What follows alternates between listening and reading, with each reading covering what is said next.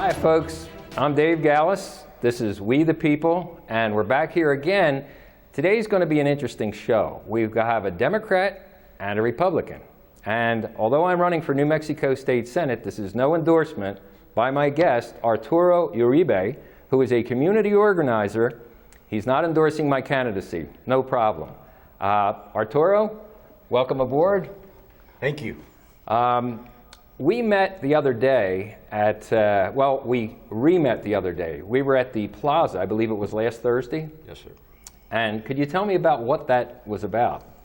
I've been meeting with Austin Trout, our local champ. The boxer. Yeah, and Tommy Black and a few other folks coming together to, with the whole Black Lives Matter and Floyd.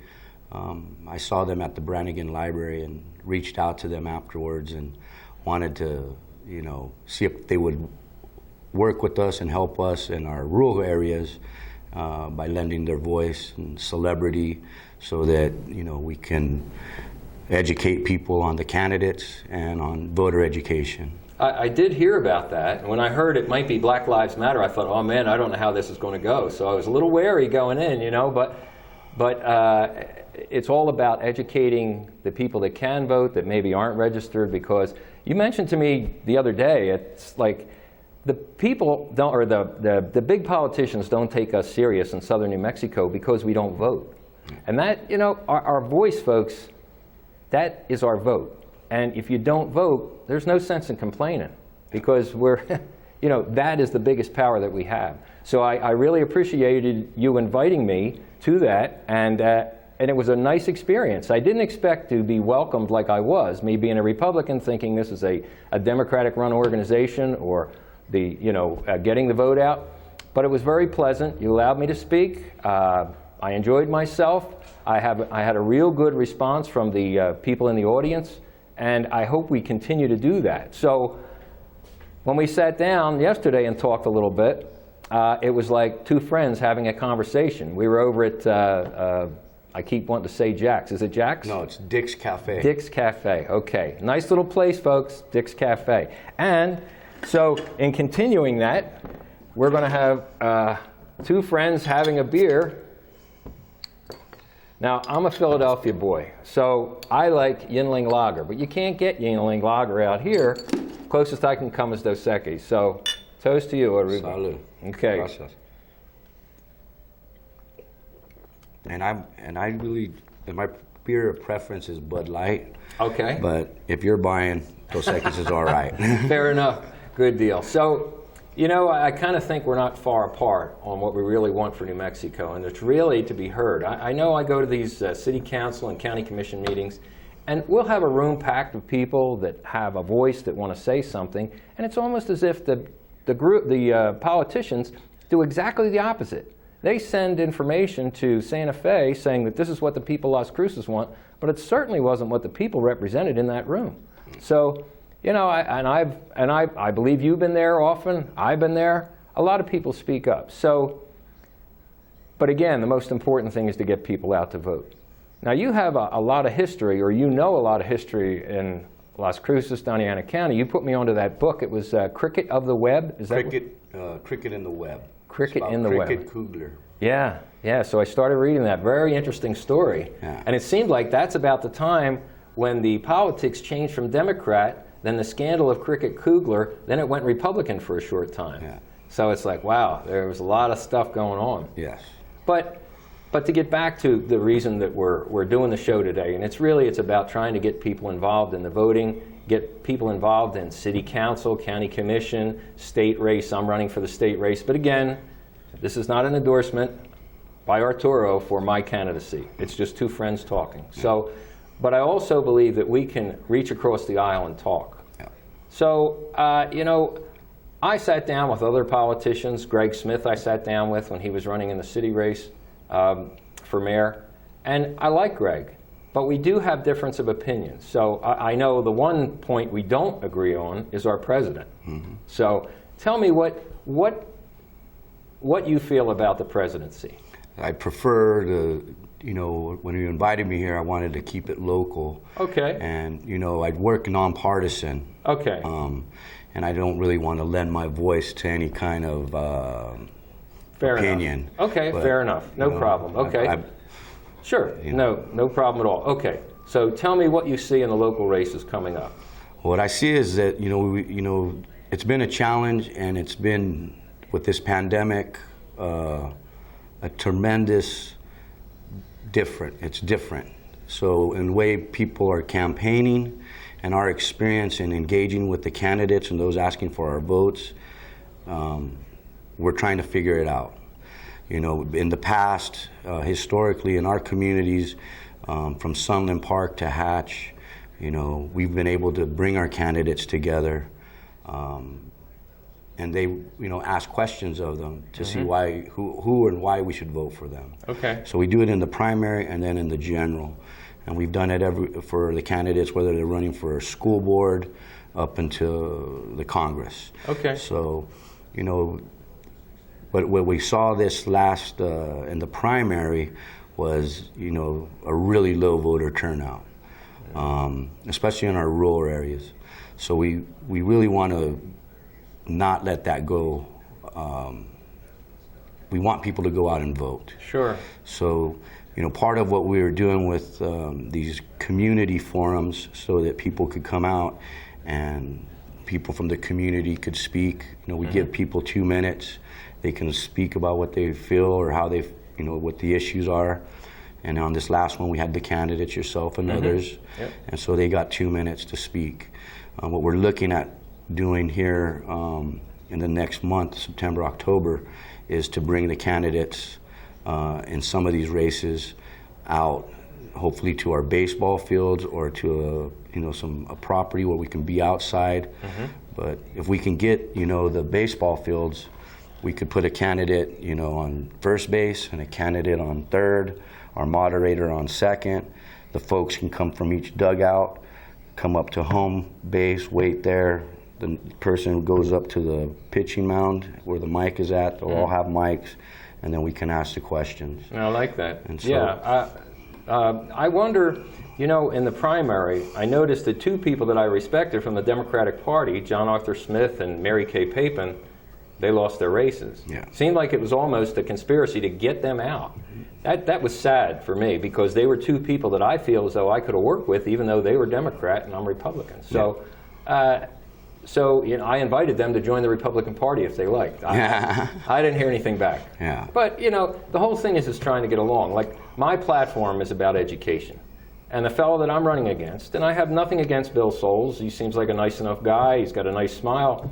But he's been the head of the education for the last 8 years. He's been the vice chairman for 4 years when he first started, then chairman for the next 4 years. And New Mexico is the worst state in the union when it comes to pre-K through 12th grade. So it's like, and he's the top dog in education in the Senate, top legislator in the state. It's like, I know I can't do any worse, and I'm sure I can do much better. And to me, it's about letting the parents and the teachers make the choice. I mean, they're the people that are closest to the students. The parents should be involved. And I think a lot of parents think, oh, the government can take care of it. But I don't see that, certainly not working here. Yeah. So I want to make a difference in that. And we see what's going on in some of our cities, even Albuquerque, the lawlessness that goes on. I'm a retired Philly policeman. It's like, you can't allow that stuff to get out of hand, because when it does, people get hurt, people get killed. Yeah. So there are 2 biggies for me. Business. I mean, I don't know how involved you are in business in Las Cruces and Doñana County, but I know we can do better with welcoming businesses in. We can give probably tax breaks or other incentives, like reduced regulations on some big businesses coming in. And especially with Spaceport America, this state has got a great opportunity. Yeah. I mean, they're talking about Space Force, Spaceport America, why not? I mean, is it Virgin Galactic, I think, that's up there? I mean, there's potential, and people are shelling out big bucks to go on these joyrides in outer space, and that can bring in a lot of money.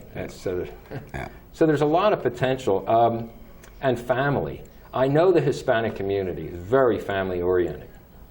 And I'm sure that the families want to stay close together.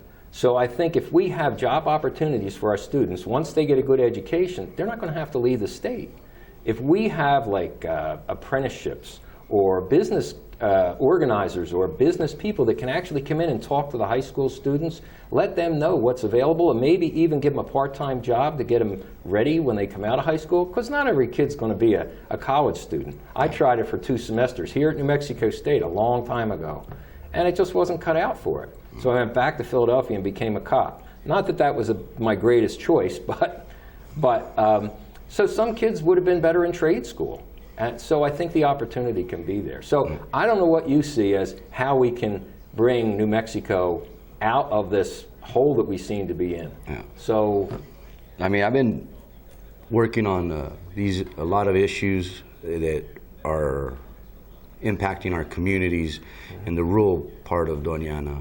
And so the infrastructure needs, you know, when I got involved with organizing, we needed roads, we needed lights, we needed our parks.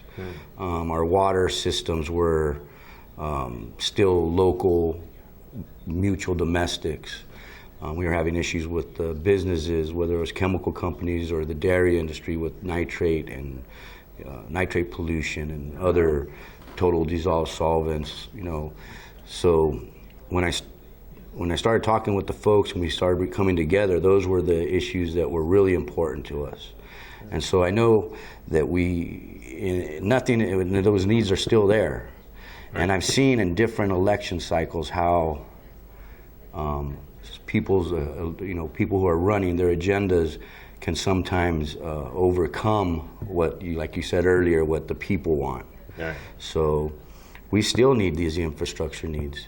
You know, in order to bring businesses, you know, from El Paso, I mean, you come up to the border of Texas and New Mexico, and you see all this industry in El Paso, Texas, Cañutillo, you know, and then you get to Anthony, New Mexico, Anthony, Texas, and then, you know, you go a ways, come into Las Cruces, and I think the only industry we've seen historically were just the dairies. I think there's some really great industry opportunities out there, though. I mean, you just saw the work that Royal Jones has done with Vado Speedway. Oh, right. And all the business that attracts, because you got the mechanics, you got the guys that work on the vehicles, got the people that do the decals. You know, then you got the kids that go to our schools, they get to work there. So, I mean, I think that was a really great project, and I'm really in support of that. You know, my family works with the dairies, and, you know, they truck in the bales of hay and truck out the milk. So, I mean, I understand now how important that industry is to our community.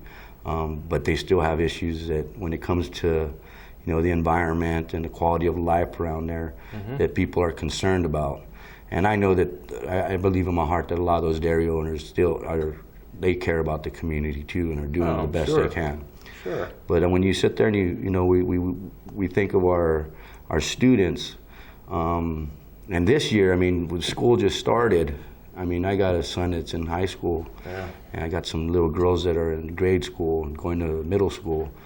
And just, I mean, the challenge that the teachers must have, and then just to get the kids engaged, you know, in this learning online, and then not being able to engage with their friends or engage with their teachers. I think it's a tremendous challenge. They got to be confused. I know it. I got kids that I work with. They didn't get to I mean, they graduated, but they didn't. You know, their whole 12 years of going to school was this moment of graduation. And they missed that. Yeah, and it really has an impact on their, you know, the way they feel. Sure. What have they done for 12 years? So we're going to take a break. Afterwards, we'll come back and solve all the problems. Right. Stay tuned, folks. We'll be right back.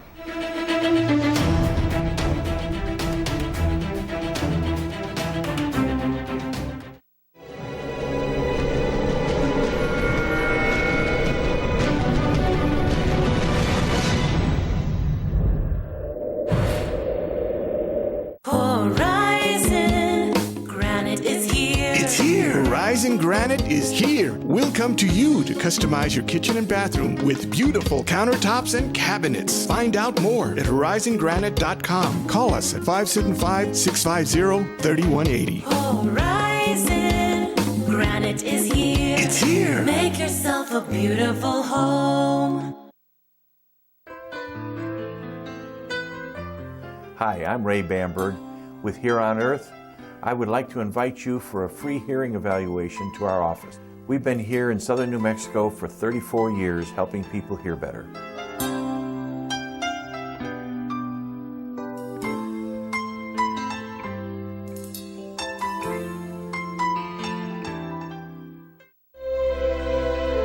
They've stormed beaches and freed countries. They've raised our flag and our hope. They've been called leathernecks. They've been called devil dogs. But above all, they're called Marines.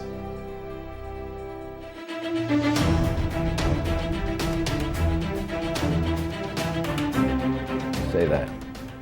Hi, folks. Welcome back. I'm Dave Gallus. This is We the People, and I have Arturo Uribe, who's a community organizer today, and we are toasting with some beers, local beers.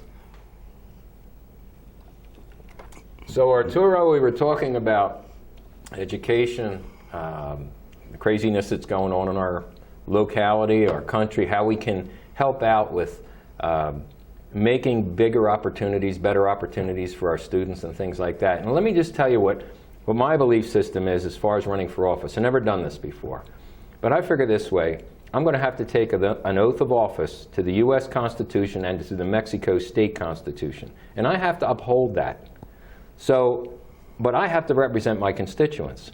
So when somebody comes to me and says, hey, Dave, I want you to do this, and if I say, hey, look, it's not in the Constitution, it would be a violation of the Constitution, I can't do that. I'm going to have to explain why we can't do that. I have my opinions about certain things, a lot of things, but I know that other people, I want to hear what they have to say because really I represent them. So if somebody comes to me and says something that, man, that doesn't feel right, let's talk about it, just like you and I are doing here. Mm-hmm. Now, we're not going to solve all the problems, but I do want to hear what you have to say, and obviously you want to hear what I have to say. So what is it that you would pick in a politician when you're going to the voting booth? Is it a party? Is it a... No. I mean, I think historically in our communities, and you can really see it, when, I think when we talk about Santa Fe and what's happening down south in Doña Ana and south of Socorro, Congressional District 2, where Evaulation and Xochitl Torres Small, right.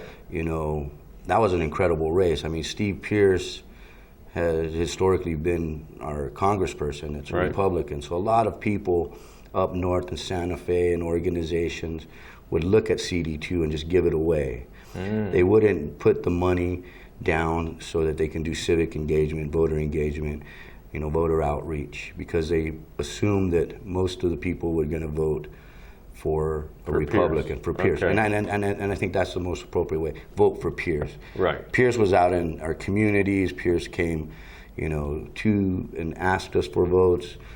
He's helped a lot of people that I know. Okay. So, some people look at us and, or look at me in our communities and say, hey, you guys are, you're too friendly with Pierce. Well, he was our congressman. Right.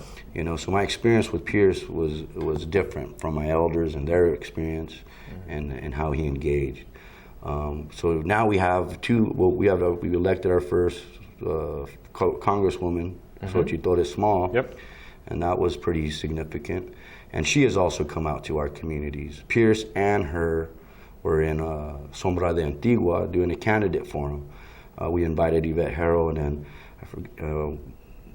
I believe Pierce was running for governor. Yeah, he was. And we invited his challenger, but we couldn't get Danish or what's her name? Grisham.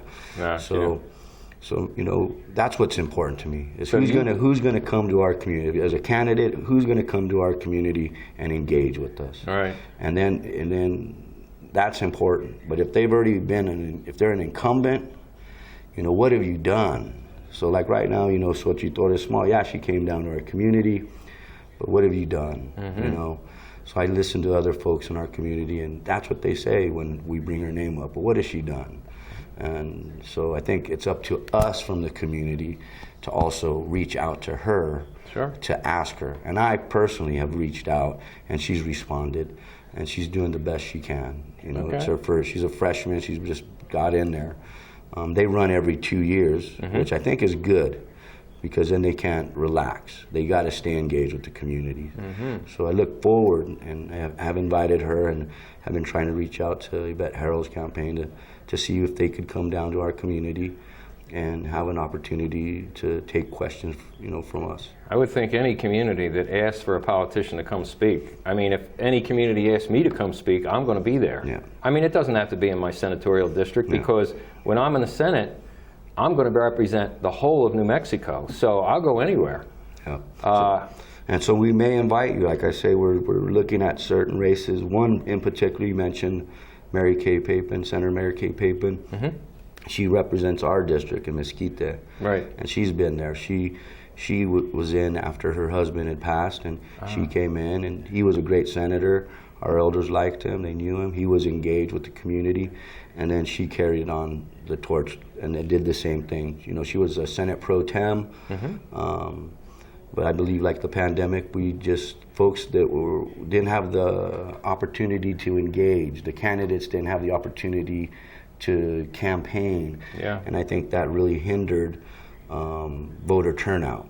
And so now we have 2 candidates in that district that have never held an office. So yes, we're inviting Carrie Hamlin and Chuck Wendler to come down, and they've agreed to come to our community and take questions. Good. And so we, you know, like I said, most of the time the candidates are more than willing to come down. And so we look forward to that. And I think it's important that we have that opportunity. And then knowing what I'm doing, the community organizing, when you go to the questions like what's important to us, you know, in my community we still have volunteer firefighters.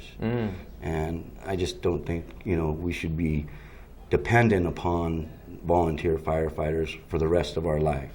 I think if we got good elected officials, they should be looking at ways to create money so that we can have paid fire departments in our communities. I mean, they already got the equipment, the expertise, the experience. And so I really advocate for that. That would be involving businesses to come in, so it would increase the tax base so that you could afford to pay for them. And then when you have businesses that are coming in, like in our community, we got chemical companies. I mean, you gotta have like a hazmat crew. Sure. You've gotta have, you know, be prepared for the worst case scenario. So it's important for us in our community to have that, and not that. I mean, I was a volunteer firefighter, and you know, I wanted to help the community. Well, thanks for your service. I know that takes a lot. The other piece that is really important to us is the Colonia's Infrastructure Trust Fund, and that's something that we created about maybe 10 years ago that brings $10 million into our colonias and tribes in New Mexico. I wanted you to talk about that. 2 things you said, colonias. I don't think a lot of people understand what colonias are, and also your elders. And that seems very important to you. And so could you elaborate on that? Yeah, my elders are people that are older than me. Sure. And you know, so they're the ones that hold the wisdom. They're the ones that have the experience, and so they pass it down to us. And so I'm only here sitting with you because of the respect that they taught me, and you know what they've given me to understand it. For you to recognize that is mind-blowing to me. To respect elders and to seek their wisdom, that is powerful stuff. So I hear you. Colonias. The colonias, you know, I really call them the barrios. They're the historic communities along El Camino Real and Don Juan de Oñate Trail. And what would be some of those communities? Like La Mesas, Mesquite, Vado. Vado is a historically black community. Right. Tortugas, anywhere where you see these old churches. And so, but many years ago, the federal government designated them and gave them a name, colonias. And so anything within 150 mile from the border, radius from the border, they get federal funding so that they can get the infrastructure, the water needs, the streets. From the border of Mexico? Yeah, from our border of Mexico out. So our communities along the border from Arizona, California, Texas, they have colonias along the border. And so they get some of this federal funding, but then some of the states, like our state, created the Colonias Infrastructure Trust Fund. We share that with the tribes. So every year, there's a community out in, up in northern New Mexico that wants to get some of this money, and they consider themselves, because of the needs of the infrastructure, Right. a colonia, but they don't They're get not. it. Yeah. Okay. But people are, like impressed about, hey, how did these communities get this infrastructure trust fund money? Right, And it was through the organizing, working with the folks in our community and our elected officials. Senator Nava, she was there. Now Senator Joseph, at the time he was Representative Joseph Cervantes, Mary Kay Papin, and then the leadership from our communities that worked and got that. And so we're trying to, we still have those needs, we still need that money, and there's work to do, and we would have to let all our elected officials know that that's very important to us. Well, you're a very big voice in the community, and I'd like to continue that and learn more and more about it. So we only have a couple minutes left, but do we know when the next meeting is going to be for the candidates to speak, or is there a website, or is there a location or a contact information? The folks I'm working with, Austin and Tommy, they created a Facebook page, and I think it's E3. Okay. And so if you go on Facebook and maybe search E3, there's some information that we're putting out. I'm working with them. That part is there. What they're trying to do is get the information out. Sure. Well, you can always give it to me. Yeah. So, and I want to have you back on. And if Tommy or Austin would like to come in, I'd like to talk to them as well. Yeah. What we normally do is we use the social media, but we still go to the coffee shops. We still go to the bar. Well, when the businesses are open, when they were open, we would go and put flyers. Okay. And then a lot of it was, I still got a list. I get on the phone and I call folks. And I got friends and family that will call folks. Okay. So when we do them out in our communities, we used to do them in the fire stations, and so those are our venues, the church halls. Okay. But now this year, this election cycle, it's going to be much different. So I understand. We're looking September, October, and once we get the dates, I share them with both parties. I share the information. I can spread it around as well. And then we go online, and then, like I say, just word of mouth. Well, I'll let the folks know. We're going to wrap it up. Arturo Uribe, community organizer, thank you so much for being here. I want to have you back again, because there's a lot we need to learn about our local community. So, Arturo, thank you again, my friend. Thank you. Salud. Salud. Okay, folks, see you next week.